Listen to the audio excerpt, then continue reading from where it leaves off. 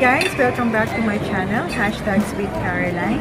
And in celebration of my first 1,000 subscribers, I'd like to dedicate this video to the top performing video na aking channel, which is Hope for Ryan Christoph.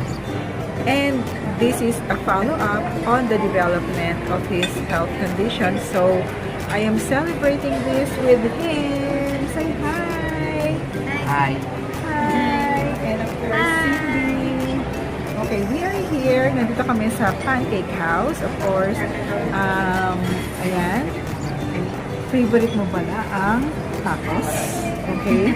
And favorite din niya ang chicken. Okay? So, in celebration of the success of this channel. Okay, see you around.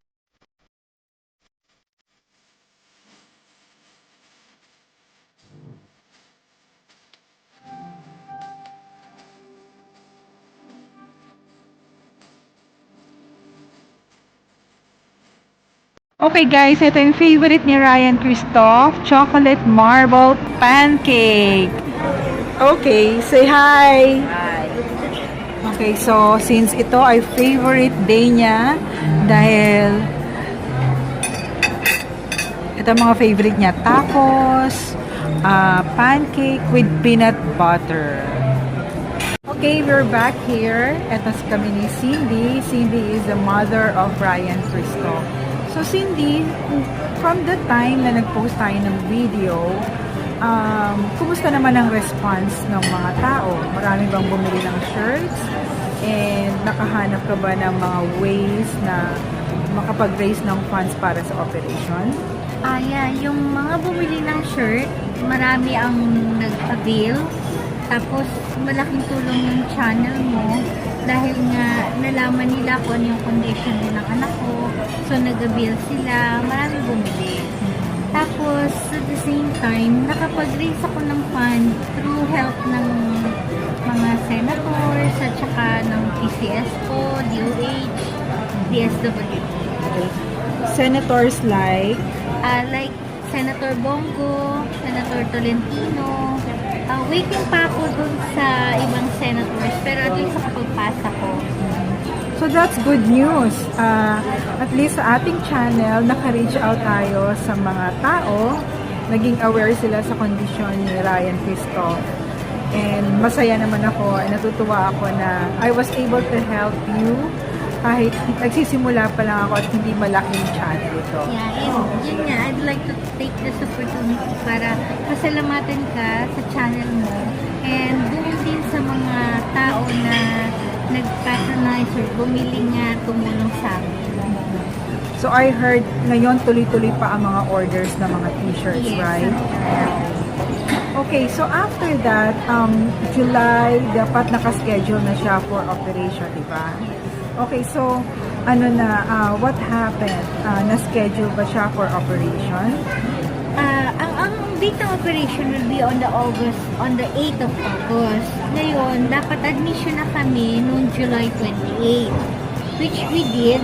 Pina-admit namin si Cristo, but the problem is, hindi ko masyadong nalaman una kung ano yung pre-procedure na gagawin before the operation. Okay, so in other words, na-confine siya. Yes. Okay, nagkaroon ng pre-confinement, okay, before the scheduled operation ng August 8, right? So, itong pre-confinement na to, is it a necessary procedure? Ano ang tawag dun sa procedure na yun? Yes, ang sabi ng doktor, which they said naman earlier talaga na kailangan niya na babatakin daw may babatakin sa ulo niya. So may ilalagay para mahatak or mabatak yung sa cerebral bone. Okay. Ngayon, ang tawag nila doon, halo traction. Traction. Halo traction. Okay, so ayan, makikita natin dito sa picture yung ginawang procedure sa kanya.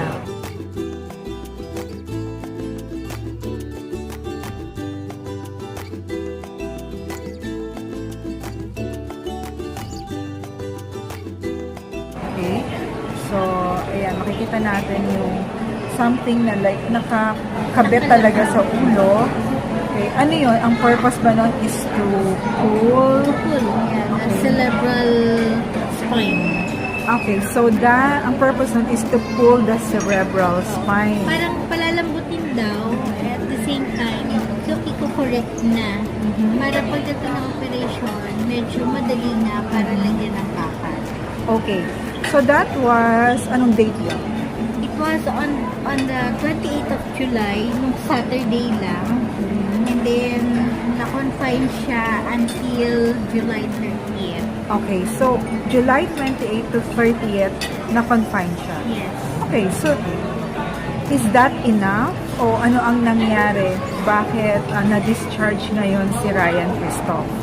Pinakancel na namin yung operation. Kasi dahil nga sa ganong procedure, sobrang sakit at saka very painful sa side ng anak ko. Hindi niya nakayanan. Siya na mismo nagsabi sa akin na, Mama, ayoko na, Mama, tama na.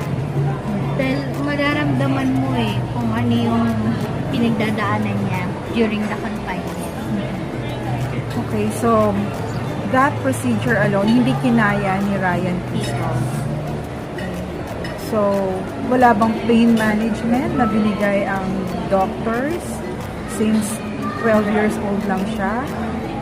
Pain reliever lang. Nung kinabit yun, nilagyan siya ng anesthesia. Pero gising yung bata at nakita niya kung paano nilagay yung halo na yun. Tapos kinalbo siya, sinave yung hair niya. Tapos pain reliever lang, like mefenamic acid lang, hindi kaya. Kaya from the time na nagkaroon nun at nilagyan siya ng 20 pounds parang sandbag na yun ang hihila sa kanya, from then, doon hindi na siya nakatulog. Talagang puro sakit yung nararamdaman niya. Okay, so ayan, makikita natin yung picture nung parang sandbag na humihila sa kanya. So may bigat pala yung sandbag na yan. Which is 20 pounds. 20 pounds para hilahin siya. And yung paghila na yon is very painful. Okay, nakakakain ba siya? Yun nga, hindi rin. Parang sa sobrang sakit, hindi rin daw siya makanguya. Dahil kapag mumumuya siya, masakit daw yung sa ulo. Tapos, that alone, dito sa may bato, at saka dito sa kanyang balikat, likod. Yun ang talagang pinaka-kinukomplain niya na sakit. Okay, so guys, we were able to nagkaroon naman ng resulta ang objective ng ating fundraising activity about Ryan Christoph. And actually maraming nagbigay ng suporta and prayers. And marami ang nag-order din ng mga t-shirts, maraming nag-avail para maka-raise ng funds para dun sa bakal na gagamitin for the levoscoliosis. However, hindi kinaya ni Ryan Christoph yung procedure. So, nag-discharge din siya upon his request. Upon his request dahil sobrang painful na ng procedure na yon. So, ano naman ang complications after this na dinicide yung wag na ituloy ang operation? Ang consequence na sinabi sa akin ng doctor is possible na mag-progress yung kanyang scoliosis. So, kasi nandyan na yan maaring mas lalo siyang makuba or makaramdam ng pain. Yun naman ang sabi nila.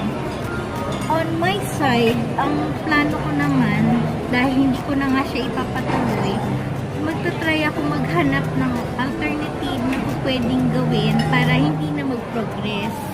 So, by that, magkukonsult pa naman ako sa doctor niya Or, pag hindi nag-workout, then magta-try ako ng ibang opinion on how to help her.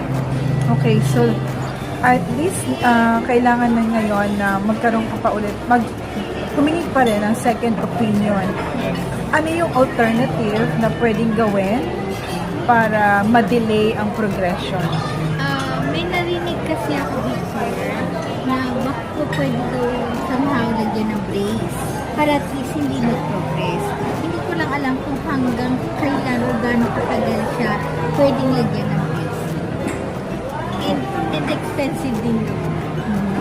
So, tuloy-tuloy lang ang ating program na to for Ryan Cristo. Okay? And also, kailangan din siya mag-therapy pa rin.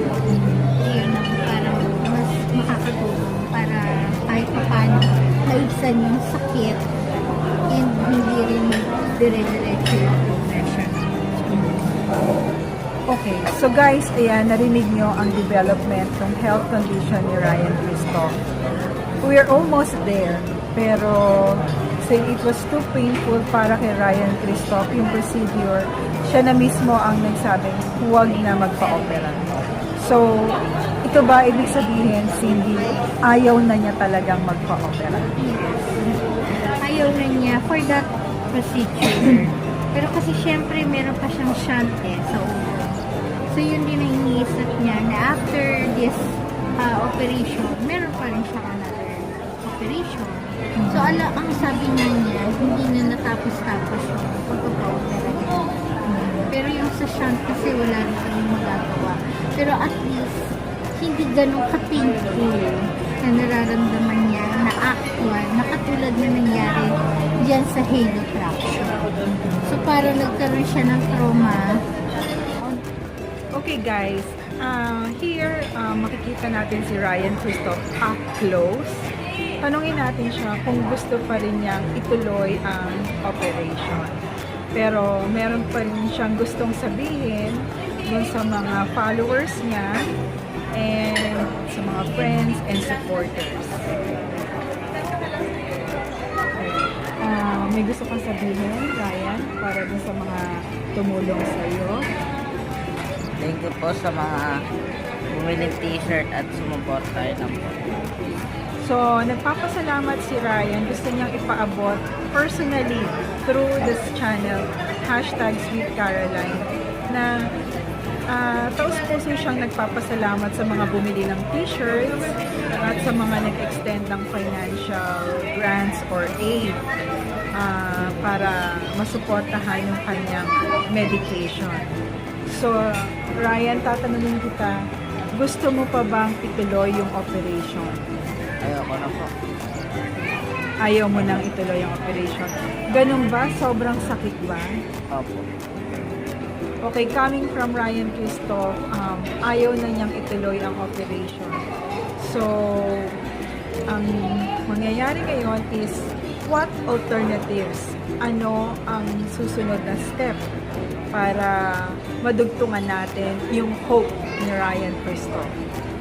Okay guys, malaking palaisipan, di po ba, na after na makapag-raise ng funds, maraming doktor na, maraming sumuporta na makuha yung amount na nire-raise natin for the bakal and this machine.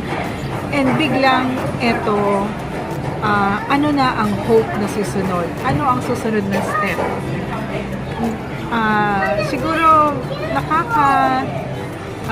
nakakaantig ng damdamin na yung inaasam natin na ini-expect natin na operation na sana yun na ang katuparan hindi natuloy.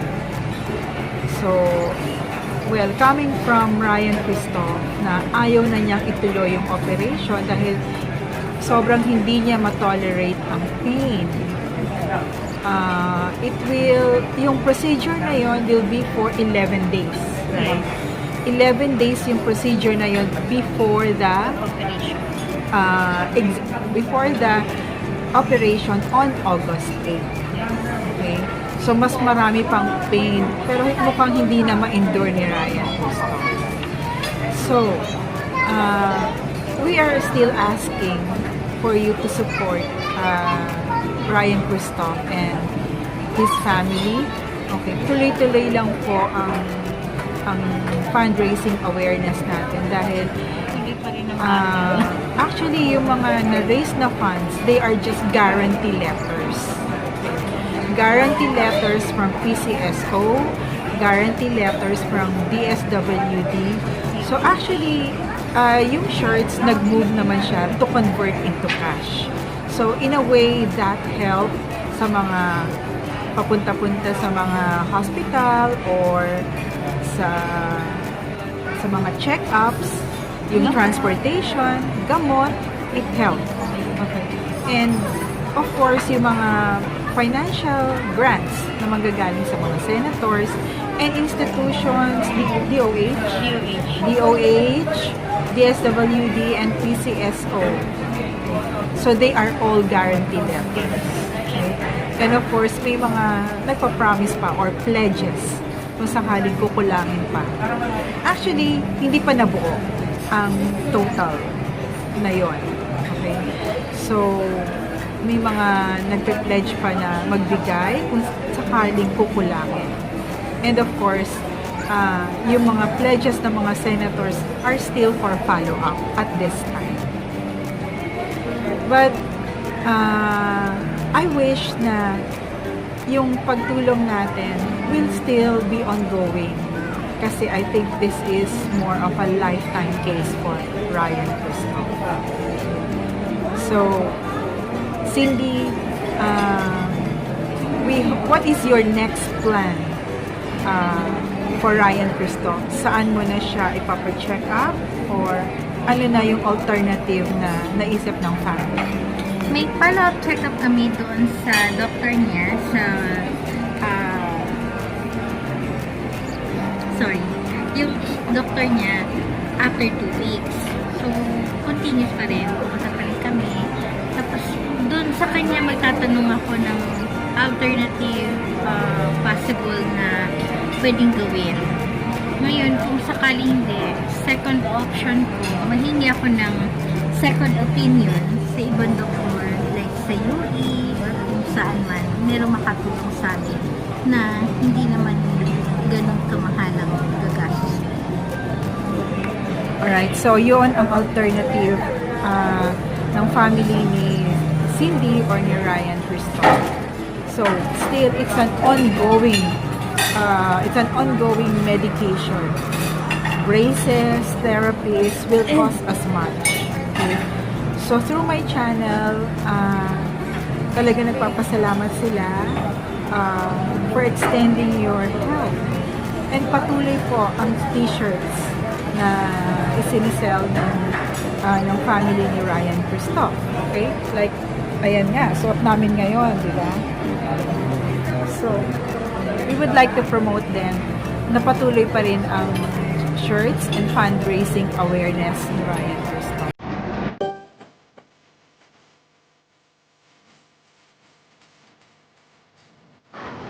Sinadya eh.